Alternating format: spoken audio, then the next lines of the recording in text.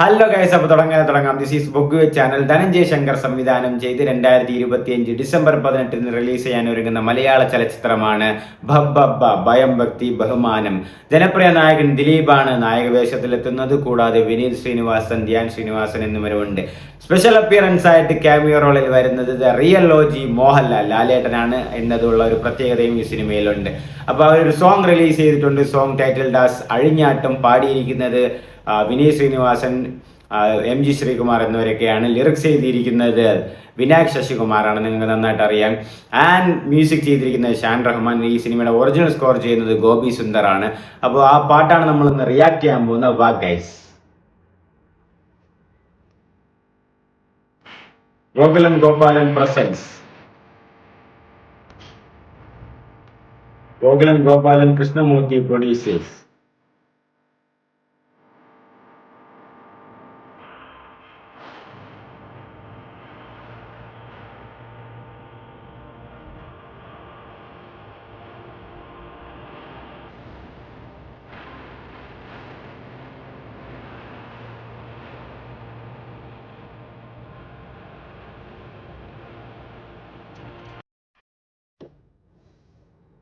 അതെന്ത് പറ്റി ഗൈസ്? ആ ഫസ്റ്റ് ഇംപ്രഷൻ തന്നെ പോയി.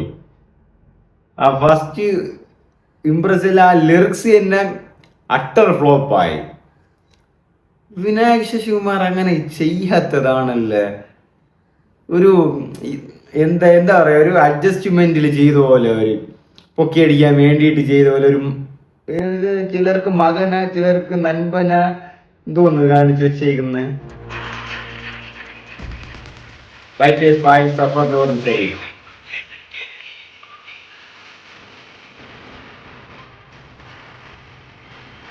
Editor Engine Abroad. Narrator.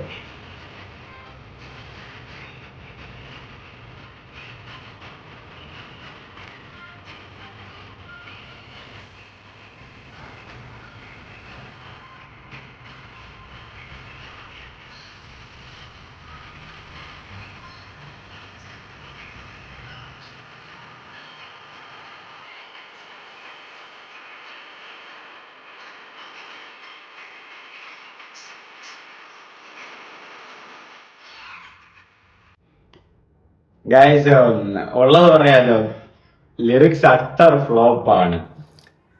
And music ഒരു രീതിയിലും കൊള്ളൂല. എന്തോന്ന് ചെയ്തു വെച്ചിരിക്കുന്നത്.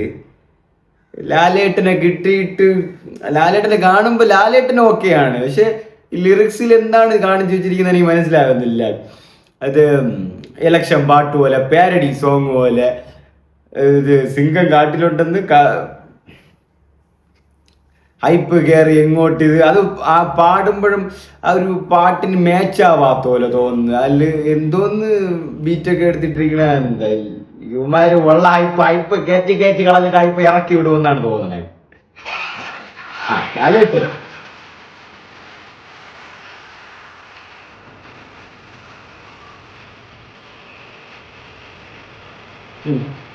അതെ.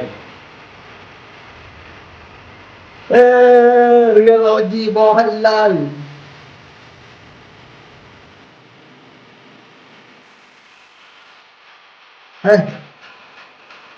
Candy master.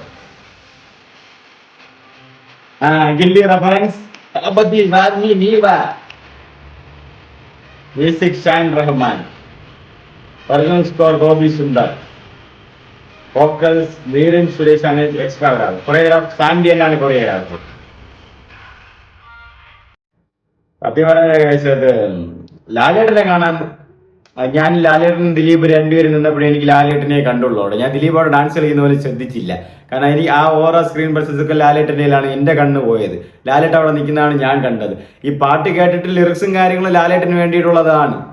ഞാൻ പറഞ്ഞില്ല, ഈ ലാലേട്ടനെ വെച്ച് ഒരു ഗെയിമാണ് കളിക്കുന്നത്. ഇറക്കിയ പാട്ട് ലാലേട്ടന് വേണ്ടിയിട്ടുള്ള ലിറിക്സും കാര്യങ്ങളൊക്കെയാണ്. ദിലീപേട്ട അവിടെ ഉണ്ട്, എന്നിരുന്നാൽ ലാലേട്ടനെയാണ് കൂടുതൽ ഫോക്കസ് ചെയ്യുന്നത്. ഈ പാട്ടിൽ ഇപ്പൊ നിങ്ങൾ കേട്ടാലും മനസ്സിലാവും. ആ ലാലേട്ടനെ കാണാൻ തന്നെ നല്ല ലുക്കും ബ്ലാക്ക് ഒക്കെ ഇട്ട് ആ ലാലേട്ടന്റെ ഡാൻസ് കളിക്കുമ്പോൾ അറിയാലോ, ഒരു ചില്ലറ വൈബൊന്നുമില്ല, ഒരു കോടി വൈബാണ് പുള്ളി കളിക്കുമ്പോൾ.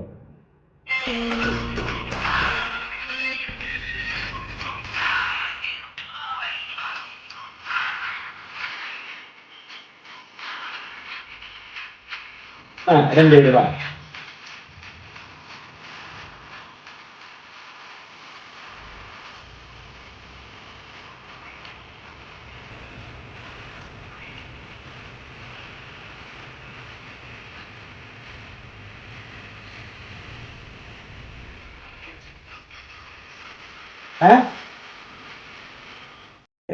വീര ഗെറ്റ് ഓൺ ദ ഡാൻസ് എന്തോ ലിറിക്സ് വിനായക് ശശികുമാർ. വിനായക്, താങ്കൾക്ക് എന്താണ് പറ്റിയത്? ഒരു ഒരു ഒരു ഒരു ഒരു ഒരു എന്തോന്നാ കാണിച്ചു വെച്ചിരിക്കുന്നത്? ഇത് കറക്റ്റ് എലക്ഷൻ സോങ്. സ്വർണം കട്ടവനാരപ്പ, അത് അത് കറക്റ്റ് ഇലക്ഷൻ സോങ് ആണ്. നിങ്ങൾ ലിറിക്സ് കേട്ടാൽ മനസ്സിലാവും. ഇതിലാകെ എനിക്ക് ഇതുവരെ കണ്ടതിൽ ലാലേട്ടൻ്റെ മുഖം കണ്ടപ്പോൾ ഒരു സന്തോഷമായി, ദിലീപ് ഏട്ടനെ കണ്ടപ്പോൾ ഒരു സന്തോഷമായി.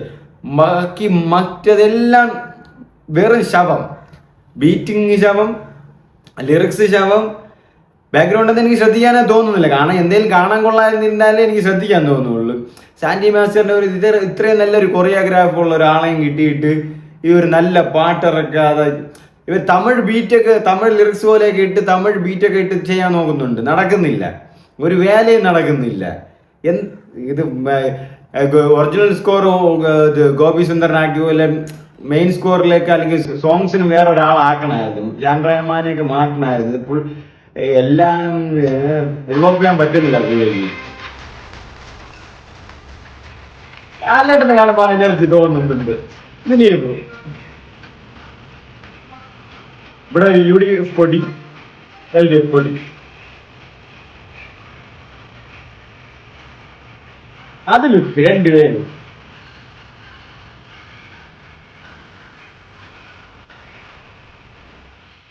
ദില്ലി യൂണിവേഴ്സിറ്റി. ദില്ലിയെ വെച്ച് കുറച്ചും കൂടെ നേടാറുണ്ട്.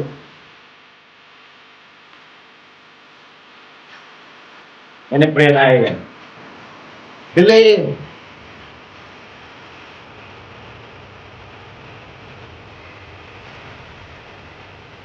ലിയോ ഇല്ല, ഇതാണ്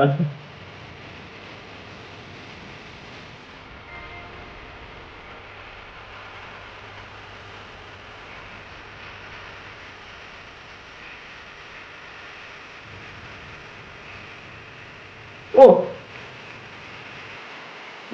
മോനെ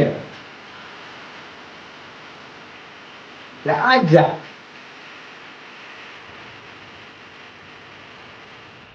നമ്പർ 18 ഉള്ളത് പറയാലോ ഗൈസ്. എനിക്ക് പാട്ട് ലെവലേശം പോലും ഇഷ്ടപ്പെട്ടില്ല. അഴിഞ്ഞാട്ടം എന്നാണ് സോങ് നെയിം. അഴിഞ്ഞാട്ടം പോലും ആയിരം പോലും ആടാനുള്ള ഒരൊന്നും ഇല്ല. ഒന്ന് ലിറിക്സ്, വിനായക് ശശികുമാറാണ് ലിറിക്സ് എഴുതിയിട്ടുള്ളത്. ഈ റീസെൻ്റ്ലി വിനായക് ശശികുമാറിൻ്റെ ലിറിക്സുകളൊക്കെ എനിക്ക് ഭയങ്കര ഇഷ്ടമുള്ള ഒരാളാണ്. ആൻഡ് പാട്ടുകളൊക്കെ ഭയങ്കര ട്രെൻഡിങ് ആണ്, ഹിറ്റാണ്. ആൻഡ് അതേപോലെ സിനിമകളും ഹിറ്റാവാറുണ്ട്.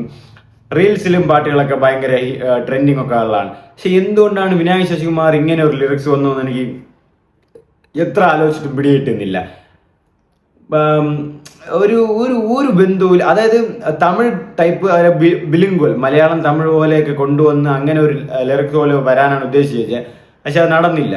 അത് ഞാൻ കേട്ടപ്പോൾ അവസാനം ഇവിടെ ഒരു LDF കൊടി, ഇവിടെ ഒരു UDF കൊടിയും പിടിച്ച് നിന്നിട്ട് ബാക്കിലൊരു BJPയുടെ ഒരു തൊപ്പിയും വെച്ചിട്ട് പാർട്ടിക്ക് നിൽക്കുന്ന പോലെയാണ് എനിക്ക്, പാർട്ടി പരിപാടിക്ക് ലാസ്റ്റ് കലാശക്കൊട്ടിനിടുന്ന പാട്ട് പോലെയാണ് എനിക്ക് തോന്നിയത്. ഹൈപ്പ് കയറി എങ്ങോട്ട് ഇത് സാമ്രാജ്യ തൂക്കു, ഇത് ഒരുമാതിരി കഥ പറഞ്ഞു ഒന്നുമില്ല. അവസാനമാണെങ്കിൽ എനിക്ക് ഏറ്റവും ചിരി വന്നത് ഹേ ധീര ഹേ സൂര get on the dance floor. എന്താ ഒരു സന്തോഷ് പണ്ഡിറ്റിൻ്റെ ഇതിലെ പോലെ ഒരു പാട്ടുകളൊക്കെ എടുത്ത് ലിറിക്സ് വിട്ട്, അത് എനിക്കിപ്പോഴും ബിലീവ് ചെയ്യാൻ പറ്റാത്ത. വിനായക് ശശികുമാറിന് എങ്ങനെയാണ് അങ്ങനെ ചെയ്യാൻ പറ്റിയെന്നുള്ളതാണ്. വിനായക് ശശികുമാർ നല്ല പാട്ട്, നല്ല ലിറിക്സ് ചെയ്തുന്ന പുള്ളിയാണ്. പുള്ളിക്ക് എങ്ങനെയാണ് ഇത് പുൾ ഓഫ് ചെയ്യാൻ പറ്റിയെന്ന് എനിക്ക് മനസ്സിലാവുന്നില്ല. ആൻഡ് ഷാൻ റഹ്മാൻ, സത്യം പറയാലോ, ഷാൻ റഹ്മാനെ ആൾക്കാർ ട്രോളുന്നതിൽ കാര്യമുണ്ട്. കാരണം എന്ത് ബീറ്റാണ്. എന്നിട്ട് ഒരു മര്യാദ വേണ്ട. ഇത് എന്തോന്ന് ചെയ്തു വെച്ചിരിക്കുന്നത്. ഞാൻ പറഞ്ഞില്ല, ഇത് നിങ്ങൾ അപ്പാർട്ട് ഫ്രം ഒരു വലത്തെ ചെവിയിൽ നിന്ന് അഴിഞ്ഞാട്ടം മാറ്റി ഇടത്തെ ചെവിയിലൊന്ന് കേട്ട് നോക്കി. ലിയോയില് ആ ഒരു സെറ്റിങ്ങിന്, ആ ഒരു പാട്ടിൻ്റെ ഇതിലാണ് പോകുന്നത്. ക്ലൈമാക്സിൽ രണ്ടുപേർ ഡാൻസ് കളിക്കുന്നതൊക്കെ ലിയോയില് വിജയ് ഇങ്ങനെ കളിക്കൂല, അതുപോലെ ഡാൻസ് കളിക്കുന്ന ആ മേളിലുള്ള അതൊക്കെയാണ് കാണിക്കുന്നത്. മൊത്തത്തിൽ ആ ഷാൻ റഹ്മാനെ ഷാൻറോമനെ മാത്രം കുറ്റം പറഞ്ഞിട്ട് കാര്യമില്ല, ഇതിൽ വിനായക് ശശികുമാറും കൂടെ ഉണ്ട്. മറ്റേ വയലാർ ഇത് എഴുതുമോ ഇതുപോലത്തെ വരികൾ? ഈ വരി എന്തോന്ന് വരിയാണ് എഴുതി വെച്ചിരിക്കുന്നത്. പാഠ 3ാം ക്ലാസ്സിലെ പൊയത്തിലുള്ള മലയാള പാഠപുസ്തകത്തിലുള്ള ഇതുപോലെ എഴുതി വെച്ചിട്ടുണ്ട്. ഒരു ലെവലേശം ഒരു ഒരു എനർജി ഇല്ലാത്ത ലാലേട്ടനെ ദിലീപിനെ ഒരുമിച്ച് കിട്ടി, സാൻഡിയെ പോലത്തെ കൊറിയോഗ്രാഫിനെ പോലെ ഒരു നല്ലൊരു കൊറിയോഗ്രാഫിനെ കിട്ടി.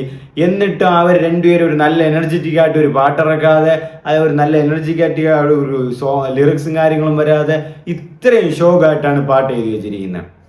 പക്ഷെ ലാലേട്ടനെ അവരെയും കാണുമ്പോൾ ആ ബീറ്റിന്റെ ഒരു ഇൻട്രസ്റ്റിലല്ല, ലാലേട്ടനെ ദിലീപിനെ ഒരുമിച്ച് കാണുമ്പോൾ ഒരു ഇൻട്രസ്റ്റിലാണ് നമ്മൾ ഡാൻസ് ചെയ്യുന്നത്. അപ്പോഴാണ് ആ ഒരു എൻഗേജ്മെന്റ് തോന്നുന്നത്. പക്ഷെ ബീറ്റിൽ എനിക്കൊന്നും തോന്നിയിട്ടില്ല. ബീറ്റ് കണ്ട് എനിക്ക് ഡാൻസ് ചെയ്യാനും തോന്നുന്നില്ല. അവരെ കാണുമ്പോൾ, ആ ബീറ്റിന്റെ കൂടെ അവരെ കാണുമ്പോൾ അവരെ കണ്ട ഒരു എനർജിയിലാണ് ഞാൻ ഡാൻസ് ചെയ്തത്. മറ്റേ അപേക്ഷിച്ച് എനിക്ക് ഒന്നും തോന്നിയിട്ടില്ല.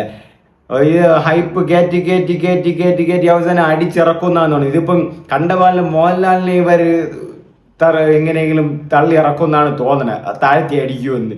കാരണം അവർക്ക് എങ്ങനെയെങ്കിലും ഒരു പ്രൊമോഷൻ സാധനം വേണം, അത് മോഹൻലാലാണ്. മോഹൻലാലിനെ വെച്ച് അവർ ഇനി എന്ത് ചെയ്യാൻ പോകും? ഇനി അവസാനം അണ്ണൻ തമ്പിയും എന്തൊരു ചുമ്മാ ഇരുന്നാണ്. സത്യത്തിൽ ഈ പാട്ട് ഇറക്കണ്ടായിരുന്നു, വെറുതെ ഇരുന്നാൽ മതിയായിരുന്നു. പടം ഇറക്കിയിട്ട് ചുമ്മാ ഇരുന്നിട്ട് പോവുള്ളതിന് വെറുതെ ഒരു പാട്ട് പറക്കി അഴിഞ്ഞാട്ടം കൊല്ലത്തോക്കിൽ അഴിഞ്ഞാട്ടം. Vineeth Sreenivas get on the dance floor, hey ധീര ഹേ സൂര get on the dance floor. എന്തോന്നാ കാണിച്ചു വെച്ചേക്കുന്നത് നീയൊക്കെ? സത്യം പാട്ടിലാകത്ത് പ്ലസ് പോയിന്റ് എന്ന് പറയുന്ന ഒറ്റ ആളെയല്ലേ ലാലേട്ടൻ. ഈ പാട്ട് ലാലേട്ടൻ മാത്രമേ പ്ലസ് പോയിന്റ് ഉള്ളൂ. ദിലീപേട്ട ഉണ്ട്, പക്ഷെ പ്ലസ് പോയിന്റ് എന്ന് പറയുന്നത് ലാലേട്ടൻ തന്നെയാണ്, അതിൽ സംശയമൊന്നും വേണ്ട. പാട്ട് ലാലേട്ടന് വേണ്ടിയുള്ള ഇതാണ്, ലിറിക്സ് ആയാലും ബീറ്റ് ആയാലും. ലാസ്റ്റ് ലാലേട്ടനെ കാണിക്കുന്നത്, ഫസ്റ്റ് റിയലോജി മോഹൻലാലിന് എല്ലാം മൊത്തം ഫോക്കസ്ഡ് ആയിട്ടും പ്രൊമോട്ടായിട്ടും കാണിച്ചിട്ടുള്ള എല്ലാം ലാലേട്ടനാണ്. ദിലീപേട്ട അതിൽ ഉണ്ടെന്നേ അറിയുന്നില്ല. പാട്ട് കാണുമ്പോഴും ദിലീപ് ഉണ്ടെന്ന് കാണുന്നില്ല. മൊത്തത്തിൽ മോഹൻലാലിനാണ് ഫോക്കസ് ആയിട്ട് അവിടെ നിൽക്കുന്നത്. ലാസ്റ്റ് ആ ഫോട്ടോയിൽ വരുമ്പോഴും കാണാം മോഹൻലാൽ മോഹൻലാൽ മോഹൻലാൽ മോഹൻലാൽ. അതായത് അല്ലാതെ വേറെ ഇതിലില്ല. ഈ സിനിമയുടെ സത്യത്തിൽ സിനിമയിൽ ഇപ്പോൾ പ്രധാന നായകനായിട്ടും വരുന്നത് മോഹൻലാൽ എന്നാണ് തോന്നുന്നത്. കാരണം പടത്തിൽ അവർ ഫുള്ള് കാര്യങ്ങൾ സംസാരിക്കുന്ന മോഹൻലാലിനെ കുറിച്ച്, പ്രൊമോട്ട് ചെയ്യുന്നത്, ഫോക്കസ് ചെയ്യുന്ന എല്ലാം മോഹൻലാലിനെ കുറിച്ചാണ് ഈ സിനിമയിൽ. ദിലീപ് ഉണ്ടോ ഇല്ലയോ എന്ന് അതായത് നിങ്ങൾ ആ വീഡിയോ കാണുമ്പോൾ മനസ്സിലാവും, ദിലീപേട്ട അതിൽ ഉണ്ടെന്ന് കാണുന്നേ ഇല്ല, അതിൽ ഉണ്ടെന്ന് അറിയുന്നേ ഇല്ല. ഓറ ഫുള്ള് ലാലേട്ടൻ കൊണ്ടുപോയി. മുതല് പാട്ടൊരു ശവം പാട്ട്. ആ രണ്ടുപേരെ കാണുന്നത് ഒഴിച്ച് ബാക്കി ബീറ്റ്, ലിറിക്സ്, കൊറിയോഗ്രാഫി എല്ലാം ശവം. ഇത്രയും നല്ലൊരു രണ്ടുപേരെ ഇത്രയും കുറേ നാളുടെ ഗ്യാപ്പിൽ ഇത്രയും നല്ലൊരു ചാൻസ് കിട്ടിയിട്ട് ഒരു നല്ലൊരു കൊറിയോഗ്രാഫി, നല്ലൊരു പാട്ടിട്ട് കൊടുത്ത് നല്ലൊരു വൈബാക്കാതെ ഒരു പൊട്ട പാട്ടും, ഇത് മൊത്തം ട്രോളിൽ തന്നെ വരും. നാടകത്തിന് എഴുതുന്ന പാട്ട്, വിനായക് ശശികുമാർ എഴുതിയ ലിറിക്സ് ആണ് എനിക്ക് ചിരി പറഞ്ഞത്. എന്തിന് ഇവിടെ പൊട്ട പാട്ട് ഗൈസ്.